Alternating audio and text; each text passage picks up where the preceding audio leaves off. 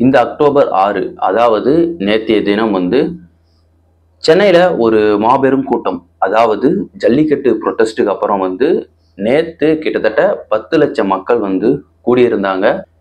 விமானப்படை நடத்திய இந்த ஏர் ஷோவை வந்து பார்க்கறதுக்காக கிட்டத்தட்ட 10 லட்சம் பேர் கூடியிருந்தாங்க.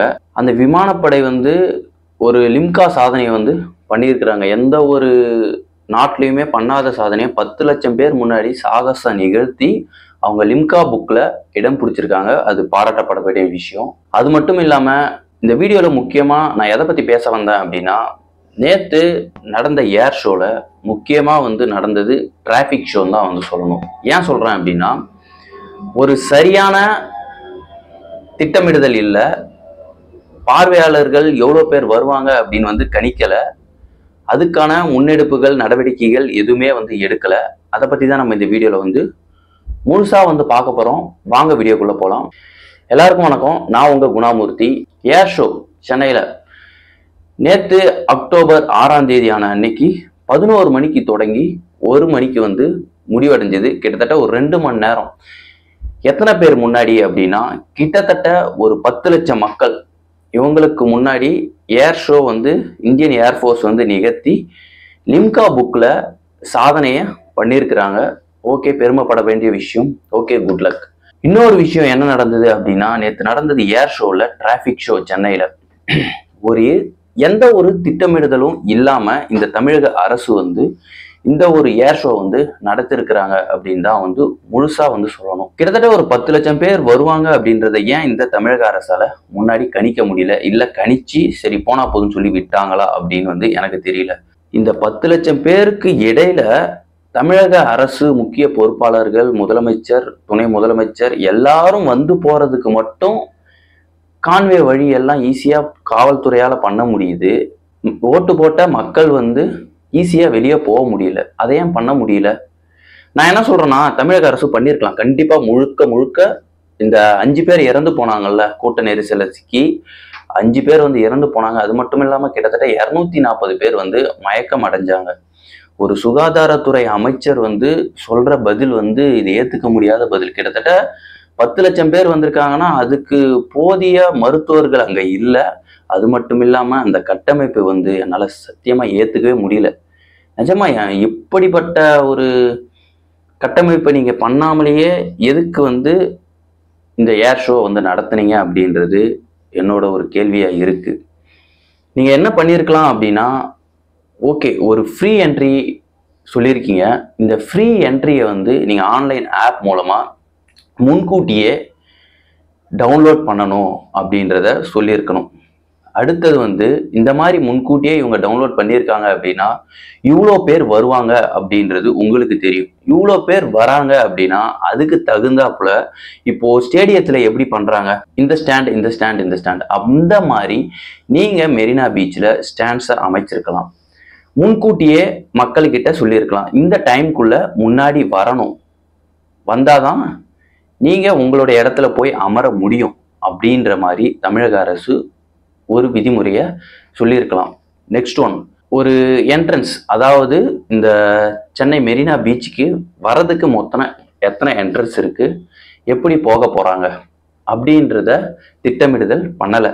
அதை எப்படி பண்ணியிருக்கணும் அப்படின்னா, ஒரு நிறைய வழி, இப்போ ஒரு 6 வழி இருக்குன்னா ஒரு 3 வழி என்ட்ரி, ஓகேவா, 3 எக்ஸிட்ஸ், இந்த மாதிரி பண்ணியிருக்கணும். அப்படி இல்லையா, இவ்வளோ கூட்டம் ஆயிடுச்சு, சரி ஓகே, கொஞ்சம் பேரை தான் எங்களால் வெளியே விட முடியும், மொத்தமாக எங்களால் விட முடியாது அப்படின்றத அனௌன்ஸ் பண்ணியிருக்கணும். கிட்டத்தட்ட ஒரு நீங்கள் பார்ட்டிஷனாக பிரிச்சிருக்கணும். ஒரு குறிப்பிட்ட மக்கள் வந்து ஒரு சைடு, அதுக்கடுத்து ஃபர்ஸ்ட் இவங்க போவாங்க, அவங்க போய் ஒரு 10 நிமிஷம் கழிச்சு தான் வந்து அடுத்த ஒரு பி குரூப் இருக்கிறவங்க, அதுக்கடுத்து சி, அதுக்கடுத்து டி, அதுக்கடுத்து டிஇ, எவ்வளோ போட முடியுமோ அந்த அளவுக்கு நீங்கள் அந்த அளவுக்கு தனித்தனியாக பிரிச்சிருந்தீங்க அப்படின்னா இந்த 5 பேர் உயிர் வந்து போயிருக்காது, 240 பேர் வந்து மயக்கம் அடைஞ்சிருக்க மாட்டாங்க. அது மட்டும் இல்லாமல் ஒரு சுகாதாரத்துறை அமைச்சர் சொல்கிறாரு, நாங்கள் முன்கூட்டியே அறிவிச்சிருந்தோம், வரும்பொழுது வெயில் அதிகமாக இருக்கும், கொடை எடுத்துட்டு வாங்க, தண்ணி பாட்டில் வந்து கொண்டு வாங்க அப்படின்னு வந்து சொல்லியிருந்தீங்க. இதை எத்தனை பேர் ஃபாலோ பண்ணாங்கன்னு தெரியல. இதை ஃபாலோ பண்ணியிருக்கணும்.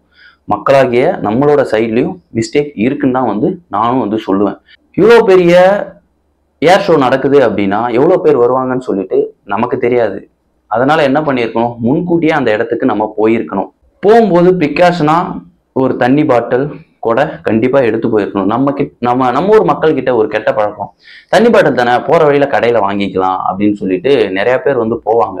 அந்த மாதிரிதான் நேத்து வந்திருக்கிறாங்க. நேத்து கூட்டம் வந்து அதிகமா இருக்கிறத நினைச்சு நிறைய பேர் என்ன பண்ணாங்க அப்படின்னா, கடை வச்சிருக்கிறவங்க என்ன பண்ணாங்க அப்படின்னா, அவங்க கடையை சாத்திட்டு போயிட்டாங்க. ஏன்னா எவ்வளவு கூட்டம் வரும்னு தெரியாது, எவன் வந்து எதை எடுத்துட்டு போவான் தெரியாது. நம்ம கடையில உள்ள வந்து உட்கார்றதுக்கு நிறைய பேர் வருவாங்க. ஸோ நம்மளால மேனேஜ் பண்ண முடியாதுன்னு சொல்லிட்டு அவங்க கடையை மூடிட்டு போயிட்டாங்க. அதே போல இந்த மாதிரி இப்போ இவ்வளோ பேர் வருவாங்க, அதுக்கு தகுந்த மாதிரி நீங்க மருத்துவர்களை வச்சிருந்துருக்கலாம். இத்தனை மருத்துவர்கள் தேவைப்படும், இத்தனை பேர், இத்தனை ஆம்புலன்ஸ் வந்து நம்ம வச்சிருந்துருக்கலாம் அப்படின்ற ஒரு எஸ்டிமேட் வந்து நீங்க போட்டிருக்கலாம். கண்டிப்பா வந்து இந்த 5 பேர் உயிரிழப்பை தடுத்திருக்கலாம் அப்படின்னு தான் நான் சொல்லுவேன். அதே மாதிரி நம்ம ஊர்ல மக்கள்கிட்ட இருக்கிற ஒரு பிரச்சனை என்னன்னா, எங்க போனாலுமே வெளியே போய் தண்ணி பாட்டில் வாங்கிக்கிறது. ஏன் ஒரு பாட்டில்ல நீங்க உங்களால பிடிச்சிட்டு போக முடியாதா? தண்ணி ஈஸியா பிடிச்சிட்டு போலாங்க. பிடிச்சிட்டு ஒரு 2-4-5 வாட்டர் பாட்டில போட்டுக்கிட்டு நீங்க போயிருக்கலாம். போயிட்டு தண்ணி நீங்க குடிச்சிருக்கலாம், நிறைய பேருக்கும் கொடுத்துருக்கலாம். ஆனா அதை நீங்க பண்ணவே இல்லை. எப்பயுமே பொதுவா ஒரு ஊருக்கு போறதா இருந்தாலும் நம்ம வெளியே வாட்டர் பாட்டில் வாங்கிக்கலாம் அப்படின்ற ஒரு நம்பிக்கையில அப்படியே போயிடுறாங்க. அதே பழக்கத்தை வந்து திரும்ப திரும்ப திரும்ப பண்ணிக்கிட்டே இருக்கிறாங்க. ஈஸியா வந்து கிடைக்குது, 10 ரூபாய் 20 ரூபா தானே தண்ணி பாட்டில் அப்படின்னு சொல்லிட்டு ஈஸியா வாங்கிடுறாங்க. அதே பழக்கம் தான் ஒரு இடத்துக்கு போனாலும் வருது. இதனால மக்கள் வந்து இது ஒரு பாடமா இருந்திருக்கும். ஜல்லிக்கட்டு ப்ரொட்டஸ்ட் வந்து ஒன்று நடந்துச்சு. அது அரசாங்கம் நடத்தல, மக்களால நடத்தப்பட்டது. மக்கள் ஒன்று வேணும் அப்படின்றதுக்காக போராட்டம் பண்ணாங்க. அதுல நிறைய பேர் சப்போர்ட் பண்ணாங்க. மொபைல் டாய்லெட் நிறைய இருந்தது. இதை விட அதிகமான கூட்டங்கள் வந்தது. ஆனா ஒரு உயிரிழப்பு கிடையாது. இப்போ 5 பேர் இறந்திருக்காங்க. அவங்களோட குடும்பத்துக்கு தலா 5 லட்சம் 5 லட்சம் கொடுக்குறாங்க. இந்த 5 லட்சம் 5 லட்சம் 5 பேர் கொடுத்தீங்களே, அந்த 5 லட்சம் வச்சு நீங்க வேற எதனா ஒரு கட்டமைப்பு, அது கூட இன்னும் கொஞ்சம் அமௌண்ட் போட்டு சிறந்த கட்டமைப்பை தமிழக அரசு பண்ணியிருக்கலாம் அப்படின்றது தான் என்னோட கோரிக்கையா இருக்கு, மக்களோடவும் கோரிக்கையா இருக்கு. எவ்வளவு செலவானாலும் நீங்க மட்டும் வந்து போறீங்கல்ல, அப்போ நீங்க மட்டும் வந்து ஒரு இடத்துல உட்காந்து அமர்ந்து ஏசி காத்து வாங்கிக்கிட்டு அழகா போறீங்க. ஓட்டு போட்ட மக்கள் நாங்க வெயில்ல நின்று மயக்கம் போட்டு விழுந்து எதுக்கு? அதே போல அந்த ஏர் ஷோல கிட்டத்தட்ட எவ்வளோ குப்பைகள் திரும்ப வந்திருக்கு. கிட்டத்தட்ட 18 லட்சம் டன் கணக்குல தூய்மை பணியாளர்கள் குப்பையை வந்து அகற்றி இருக்காங்க. இது எவ்வளவு பெரிய கேவலமான விஷயம் தெரியுமா? நம்ம ஒரு இடத்துக்கு போறோம், ஒரு பொது இடம் கிடையாது, இது நம்மளோட இடம். ஒரு பீச்சுக்கு போறோம் அப்படின்னா குப்பைத்தொட்டி எங்க இருக்கோ அங்க தேடி போனோம். அப்படி இல்லைன்னா அதை நீ உன் பாக்கெட்ல தான் போட்டு போகணும். நீ போட்டு போவ, யாரோ வந்து அள்ளிட்டு போவாங்களா? என்ன நியாயம் இது? போய் ஃபாரின் கண்ட்ரி எல்லாம் பார்த்துட்டு வாங்க, அங்கெல்லாம் எப்படி நாகரிகமா இருக்காங்க. ஒரு ட்ரெயின்லயோ பஸ்லயோ போகும்போது அங்க பேசவே மாட்டாங்க. சத்தம் போட்டு மற்றவங்களுக்கு வந்து இறைச்சலை தொந்தரவை வந்து கொடுக்கவே மாட்டாங்க அந்த நாட்டு மக்கள். இங்க ஆனா அப்படி கிடையாது. நம்ம ட்ரெயின்ல போறோமோ எதுல போறோமோ, இந்த சந்தையில இருக்கிற மாதிரி சத்தம் கேட்டுக்கிட்டே இருக்கும். ஒரு டிசிப்ளினே இல்லை. இப்போ இதுக்கு அடுத்து வந்து இந்த மாதிரி இஷ்யூஸ் நடந்தது இல்லை. இது நடந்ததுக்கு அப்புறம் மொத்த கண்ணுமே தமிழக வெற்றி கழகத்தோட மாநாட்டுக்கு தான் போகும். அது எப்படி நடக்க போகுது? அது நடக்கும், அது சிறப்பா நடக்கும். அது தளபதி வந்து சிறப்பா நடத்தி முடிப்பாரு. கிட்டத்தட்ட அவங்களே சொல்லியிருக்காங்க, மொத்தம் 20 என்ட்ரி, 20 என்ட்ரியில் 20 வழி இருக்கு. அதுல 10 என்ட்ரி 10 எக்ஸிட் சொல்லியிருக்காங்க. அது நடத்தி முடிக்கும் பொழுது மக்களாகிய உங்களுக்கு தெரியும், இப்படிதான் ஒரு மாநாடு நடத்தணும் அப்படின்றத இந்த உலகத்துக்கே சொல்லி கொடுப்பாங்க அப்படின்றத நான் சொல்றேன். நீங்க இதை நல்லாவே வந்து நோட் பண்ணிக்கோங்க.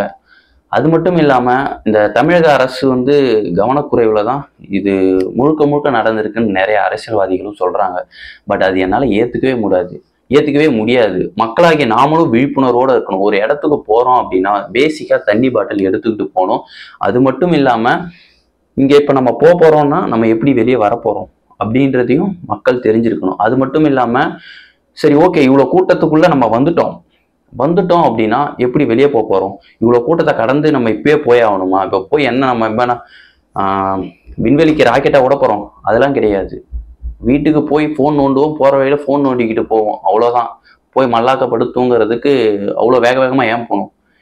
கூட்டம் முடிஞ்சது பீச்சிலே ஒரு எப்பயும் போல ஒரு கொஞ்ச நேரம் இருந்துட்டு போகலாம்ல. ஒரு 2 மணி நேரம், ஒரு 3 மணி நேரமா இருந்துட்டு போயிருக்கலாம். இவ்வளோ பெரிய கூட்டத்துக்குள்ள நம்ம போறோம் அப்படின்னா போனா மூச்சு காத்து அந்த இடத்துல ஒரு ஃபர்ஸ்ட் எய்டு கூட கொடுக்க முடியாது. எந்த ஒரு டாக்டர்லையும். அதே போல் சிக்னல் எல்லாம் ஜாம் ஆகும்.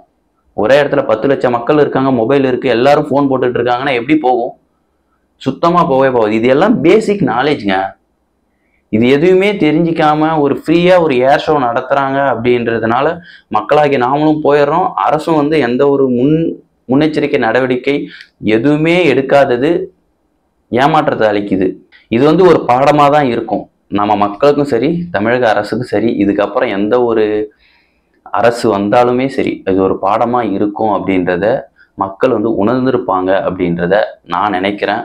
நான் தமிழக அரசுக்கிட்ட ஒரே ஒரு வேண்டுகோள் தான் வைக்கிறேன். தமிழக அரசோ இதுக்கப்புறம் யார் மாநாடு நடத்துறீங்களோ என்னவோ, ஃபர்ஸ்ட் வந்து எவ்வளோ பேர் வருவாங்க, கன்ஃபார்மாக எவ்வளோ பேர் வருவாங்க அப்படின்றத தெரிஞ்சுக்கணும். இப்போ தமிழக வெற்றி கழக மாநாடு நடத்தும் போது சரி, அதுக்கு எவ்வளோ பேர் வருவாங்க அப்படின்றத நீங்கள் ஒரு ஃப்ரீ என்ட்ரி டிக்கெட் பிடிக்கிறேன்னா அதில் ஆன்லைனில் வந்து அனௌன்ஸ் பண்ணுங்கள். ஆன்லைனில் போய் புக் பண்ணணும். அவங்க புக் பண்ணி அவங்களோட நேம், ஏதாவது ஒரு ஆதார் கார்டோட ப்ரூஃபோடு அவங்க வரணும். ப்ரூஃபோடு அவங்க வந்து அந்த டிக்கெட்டை என்ட்ரி பண்ணுறாங்க அப்படின்னா அந்த டிக்கெட்டை ஸ்கேன் பண்ணிவிட்டு உள்ள என்ட்ரியில் போகணும்.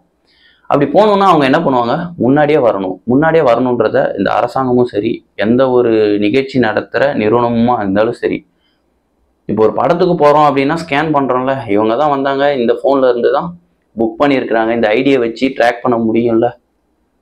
அப்போ அதே போல் இதுக்கு பண்ணலாம்ல.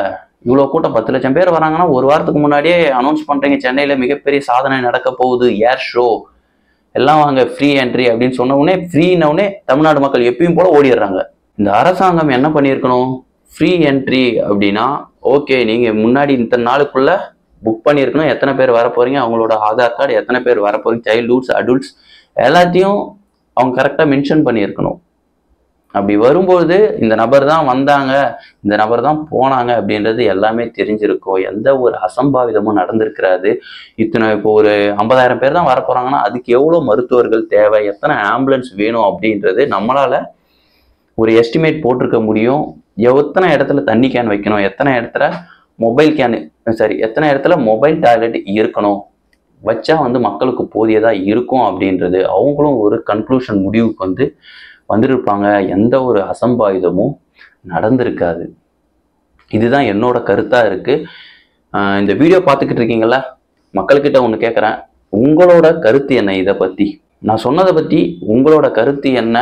இது யார் மேலே தப்பு அப்படின்றத நீங்கள் மக்களாகி நீங்கள் தான் சொல்லணும். மீண்டும் நம்ம இன்னொரு வீடியோவில் சந்திப்போம். நன்றி, வணக்கம்.